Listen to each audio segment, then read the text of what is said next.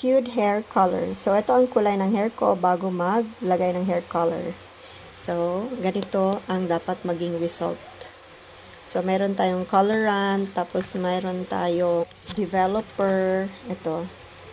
Tapos, may suklay with brush, and then conditioner. So, halo natin ang colorant and developer. Tapos, i-mix-mix lang natin hanggang mahalo lahat. Tapos, lather sa hair.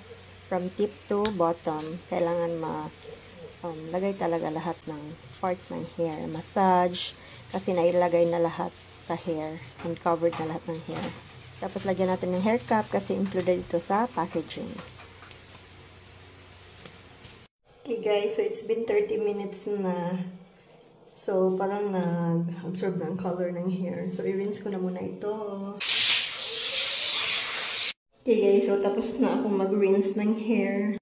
So, lagay muna natin ang hair conditioner. Okay guys, so tapos na akong maligo. So, ganito na siya while it's wet. So, i-blow dry ko muna.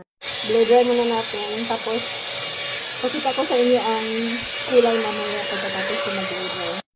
Okay guys, so ganito na ang kulay ng hair ko. So, ganyan ang result ng kulay ng hair. So, bili ko to sa Watsons guys at 249 pesos only. So, thanks for watching. Bye!